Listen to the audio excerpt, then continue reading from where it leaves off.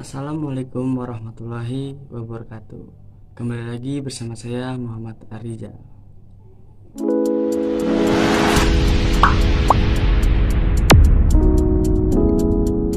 Nah, pada kesempatan kali ini saya akan menjelaskan kepada kalian semua tentang pemeliharaan tanaman. Pada video sebelumnya saya juga sudah menjelaskan tentang penanaman, pembibitan, perkembangbiakan vegetatif dan juga generatif. Nah, pada kesempatan kali ini saya akan menjelaskan kepada kalian tentang pemeliharaan tanaman. Jadi, pemeliharaan tanaman adalah salah satu kegiatan untuk menjamin keberhasilan suatu tanaman agar sesuai dari apa yang kita butuhkan. Di sini ada syarat-syarat dari pemeliharaan tanaman. Yang pertama, menguasai teknik. Kenapa kita harus menguasai teknik? Jadi agar saat kita memelihara, saat kita membudidaya atau memelihara tanaman tersebut dapat berjalan dengan baik sesuai dengan kemampuan atau pengetahuan kita. Apabila kita kurang menguasai teknik, maka bisa dipastikan akan banyak tumbuhan yang gagal akibat dari kurangnya wawasan kita tentang memelihara tanaman ataupun budidaya tanaman. Yang kedua, di sini ada tidak merusak lingkungan. Nah, jadi dari pemeliharaan kita terhadap tanaman itu efek sampingnya jangan sampai merusak lingkungan yang ada di sekitar. Yang terakhir sini ada laba. Jadi keuntungan apa yang kita dapat dari pemeliharaan tanaman tersebut? Misalkan menghasilkan bibit unggul, terus membuat tanaman tumbuh secara maksimal dan lain-lainnya. Selanjutnya masuk ke masalah. Di sini ada masalah kematian bibit, keterampilan menanam minim. Juga maksudnya di sini kematian bibit ini dapat dipengaruhi oleh keterampilan yang minim, keterampilan menanam yang minim. Terus kondisi cuaca yang berubah-ubah. Jadi apabila kita menanam suatu bibit itu juga tergantung dari cuaca. Apabila cuacanya ekstrim, maka sangat sulit si bibit itu tumbuh secara maksimal. Kondisi anakan, jadi kondisi si bibitnya ini bagaimana, kita lihat dulu apakah memang kondisi bibitnya ini bagus ataupun mudah terkena penyakit. Tanah, faktor tanah yang kurang baik. Jadi tanah juga di sini berpengaruh karena tanah ini merupakan tempat dari tanaman atau bibit yang kita tanam ini tumbuh. Binatang atau serangga atau biasa disebutnya hama. Nah, kematian bibit juga di sini dapat disebabkan oleh hama. Seperti contohnya lalat yang bertelur, kupu-kupu yang bertelur menghasilkan ulat yang dapat merusak dari jaringan tumbuhan ataupun dari daun tumbuhan. Ada gulma. Gulma ini adalah suatu tanaman perusak atau tanaman pengganggu yang mengganggu tanaman inangnya. Gulma juga dapat mempengaruhi tanaman dari segi cahaya, zat hara dan juga air. Pertumbuhan abnormal. Nah, dapat dipengaruhi, yang pertama ada salah memilih jenis. Apabila kita salah memilih jenis tanaman atau spesies tanaman, maka bisa dipastikan pertumbuhannya kurang maksimal atau abnormal. Kekurangan zat hara. Nah, apabila tanaman kita kekurangan zat hara, maka si tumbuhan ini dapat kita pastikan pertumbuhannya itu kurang maksimal karena pada zat hara ini terdapat banyak kandungan yang berguna untuk tanaman tumbuh. Yang ketiga ada kondisi fisik tanah buruk. Jadi kondisi tanah juga dapat mempengaruhi masuk kekurangan zat hara juga masuk ke dalam kondisi fisik tanah. Apabila kondisi fisik tanah buruk, maka zat hara yang dikandungnya itu sedikit. Apabila kondisi fisik tanah baik, maka zat hara yang dimiliki oleh tanah tersebut banyak. Contohnya ya yang kondisi fisik tanah buruk itu tanah yang berpasir dan lainnya. Misalkan kondisi tanah yang baik, kondisi fisik tanah yang baik, contohnya tanah humus karena memiliki zat hara yang tinggi. Kurangnya penyiangan. Nah, apabila kita kurang dalam penyiangan tanaman, maka tanaman tersebut akan banyak ditumbuhi oleh gulma-gulma ataupun serangga-serangga yang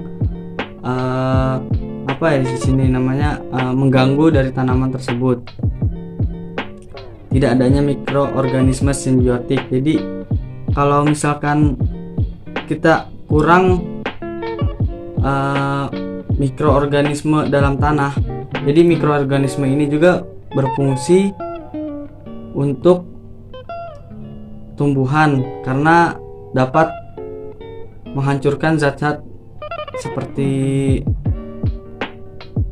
zat yang berguna untuk tumbuhan agar bisa diserap tumbuhan. Langsung ke penyiraman.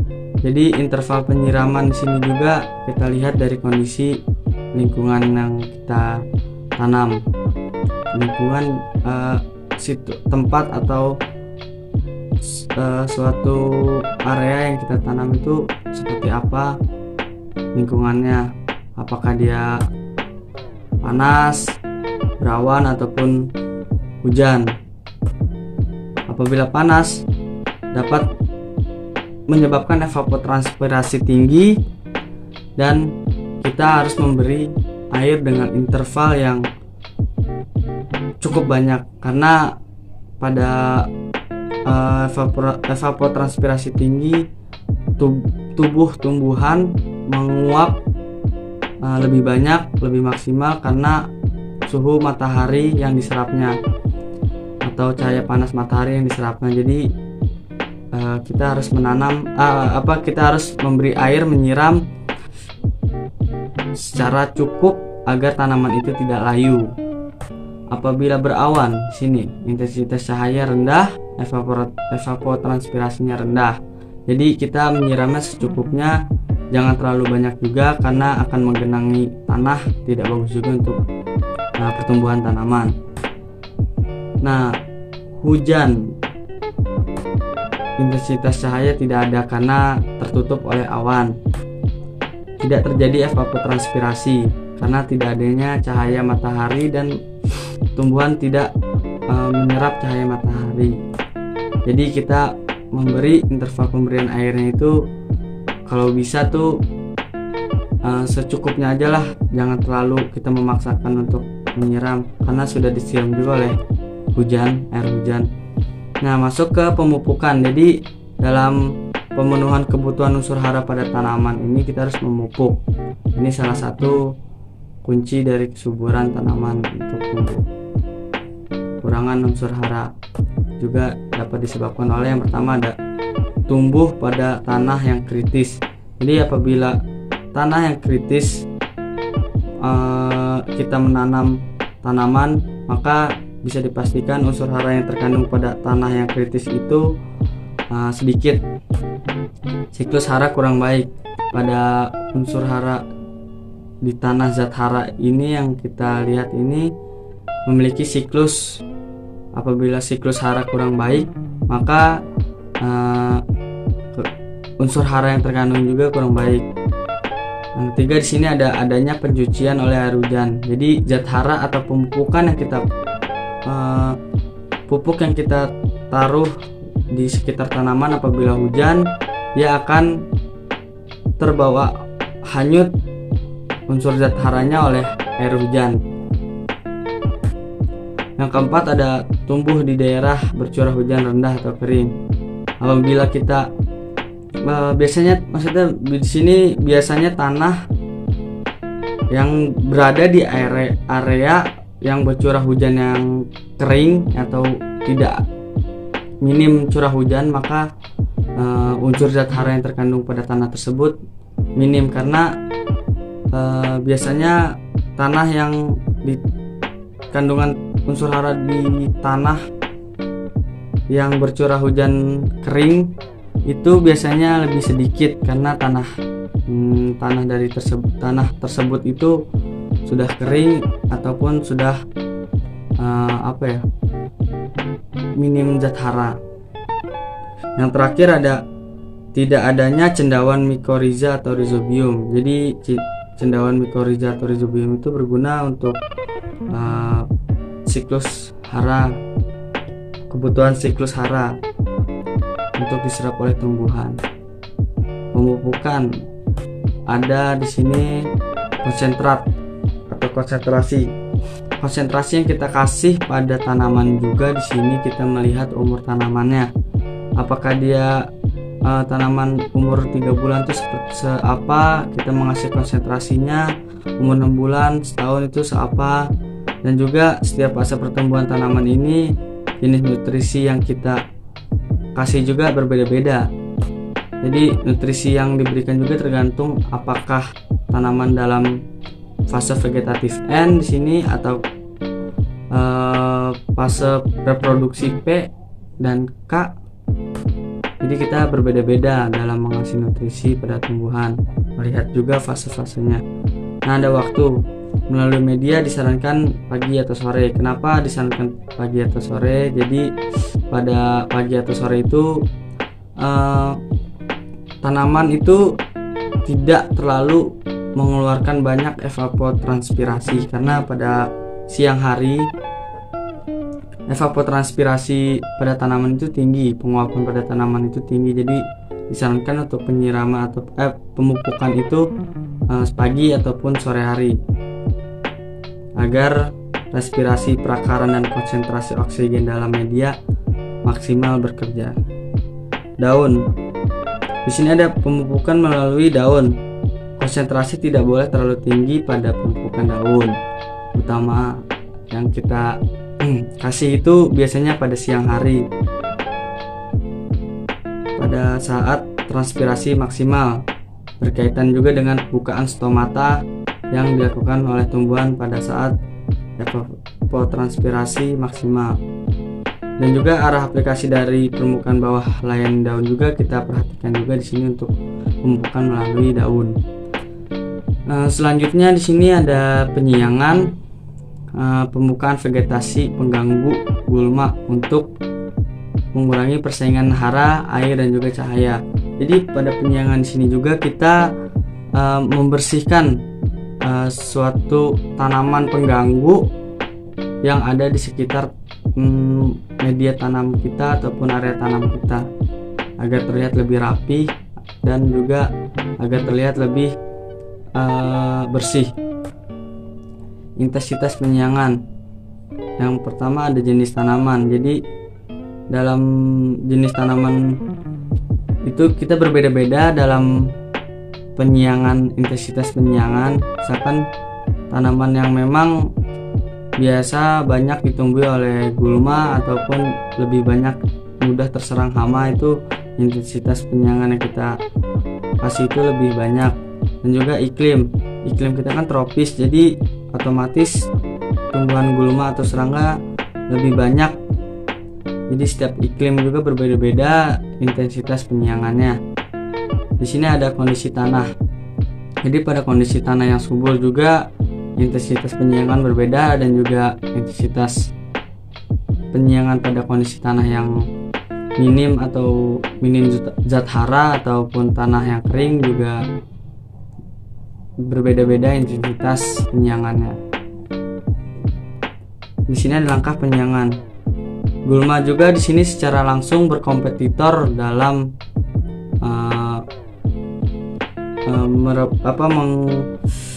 menghisap zat hara dan juga air, dan juga memerlukan cahaya. Gulma di sini juga dapat melilit pohon atau mencekik pohon dan mematikan melalui penaungan yang berat. Jadi si pohon utama ini dililit oleh gulma sehingga si tanaman utamanya ini tidak dapat menyerap zat hara ataupun menyerap cahaya matahari untuk fotosintesis. Jadi zat-zat sari-sari si pohon utamanya ini terserap oleh tanaman gulma. Vegetasi permukaan yang lebat dapat meningkatkan peluang juga dari kebakaran. Apabila vegetasi lebat, maka tingkat dari kebakaran hutan tersebut juga lebih tinggi karena lebih banyak daun yang yang mudah terbakar.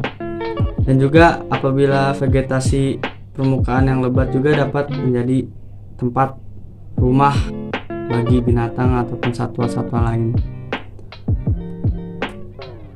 Lanjut ke langkah penyiangan. Sini kontrol gulma didapat melalui kontrol gulma, meliputi kita mengontrol rumput terutama herba dan juga semak yang secara langsung berkompetisi pada tanaman yang baru kita tanam.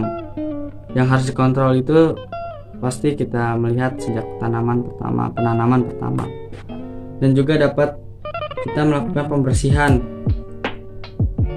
Dapat meliputi kegiatan pembuangan tanaman atau pembersihan lahan pembersihan lahan dari tanaman pengganggu, atau kita dapat membuang pohon yang tidak diinginkan. Nah, yang selanjutnya sini ada kontrol OPT atau pengendalian hama dan penyakit gulma ataupun gulma. Nah, di sini bisa dilihat gambar serangga penghisap. Jadi dan sebelahnya ada serangga penggigit. Jadi serangga penghisap ini dia menghisap cairan jaringan dari tanaman tersebut pada organ yang dihisap oleh tanaman tersebut. Juga bisa kita lihat tampak bercak-bercak coklat. Apabila tanaman yang terkena hisap serangga juga dapat mengurangi kualitas produksi. Nah, contoh serangganya kutu daun. Nah, di sini serangga penggigit, dia memakan daun-daun, buah ataupun organ lain dari tumbuhan. Dan juga dapat mengurangi kuantitas dari produksi. Contohnya ulat putela. Inang dari penyakit yang ada di tumbuhan itu bisa dari jamur, bakteri, dan virus. Jamur, bakteri, dan virus juga dapat menyebar ke tumbuhan lain ataupun ke bagian pohon lain, atau biasa disebut seed-borne disease. Nah, juga di sini ada lingkungan yang lembab. Jadi apabila lingkungan yang biasanya tertutup oleh naungan ataupun tajuk dari pohon lain, itu juga ideal bagi pertumbuhan penyakit, terutama jamur, bakteri, ataupun virus. Penyiraman tajuk tanaman jangan dilakukan pada sore hari. Kenapa jangan dilakukan pada sore hari? Karena akan membanjiri tanah sekitar tumbuhan tumbuh dan menggenang. Karena apabila tanah basah atau menggenang air itu tidak bagus juga untuk pertumbuhan tanaman karena kurang maksimal jadinya. Di sini ada pengendalian hama dan penyakit. Yang pertama ada mekanis, yaitu memasang perangkap secara manual atau menangkap langsung hama secara langsung menggunakan perangkap ataupun yang lainnya. Di sini juga ada biologis, jadi menggunakan predator alami, contohnya laba-laba ataupun bunglon dan ular biasanya untuk memakan tikus di sawah. Nah, terakhir ketiga ini ada kimiawi, secara kimiawi dengan menggunakan bahan kimia pestisida dengan cara menyemprotkan bahan kimia ini ke tanaman tersebut agar terhindar dari serangan hama. Yang terakhir ini ada gulma, yaitu contohnya genggang, lumut ataupun rumput-rumputan. Nah, kompetitor penyerapan hara dan air cahaya gulma ini juga tanaman yang berkompetitor menyerap zat hara, air, dan juga cahaya, dan juga dapat mengurangi estetika dari tempat tanam kita atau lahan produksi. Pengendalian lebih baik secara mekanis, jadi kita langsung membersihkan lahan dari gulma ataupun tanaman pengganggu ini agar lahan produksi kita terlihat lebih bersih, dan juga tanaman yang kita tanam juga terhindar dari tanaman terganggu. Ada kontrol air. Di sini kita mengadakan irigasi dan juga drainase. Apa sih irigasi? Irigasi itu usaha mendatangkan air melalui selokan-selokan yang bertuju untuk mengairi lahan ataupun areal penanaman melalui saluran buatan. Drainase yaitu saluran pembuangan untuk agar areal penanaman ini tidak tergenang oleh air. Ada pemangkasan, yaitu pemotongan bagian tanaman dengan gunting ataupun alat potong lainnya dengan tujuan tertentu. Jadi tujuan pemangkasan ini yang pertama ada untuk mengontrol kekuatan kayu. Apabila tanaman yang kita potong rantingnya, samping-sampingnya itu untuk membuat si batang lurus tinggi ke atas, jadi tidak banyak cabang yang akan tumbuh. Untuk mempermudah jalan masuk. Yang ketiga ada mengurangi bahaya api. Jadi kalau kita memangkas ranting-ranting yang sudah tua ataupun sudah tidak terpakai, dapat meminimalisir terjadinya kebakaran ataupun merambatnya api ke daerah lain. Yang keempat ada mencegah penyebaran penyakit. Apabila ada bagian tanaman yang memang terkena penyakit ataupun terkena jamur, bisa kita pangkas agar bagian lainnya tidak terkena. Itu tujuan dari pemangkasan. Di sini ada penjarangan, yaitu mengurangi jumlah pohon dalam suatu areal tegakan. Ini contoh gambarnya. Nah, pertama dapat menyediakan ruang yang cukup bagi tanaman tumbuh agar maksimal tumbuhnya. Dapat menghasilkan tegakan yang higienis. Dapat menghilangkan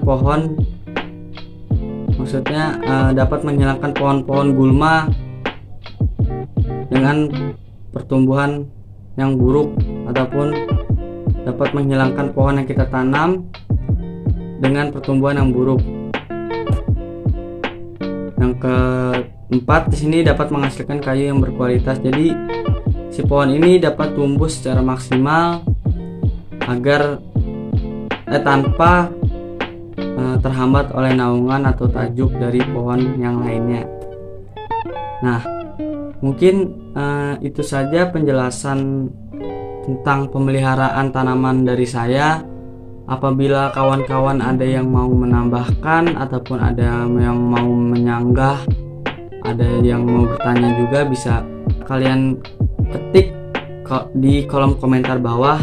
Nah, komentar sanggahan ataupun pertanyaan kalian juga di sini berguna bagi saya untuk menambah wawasan saya.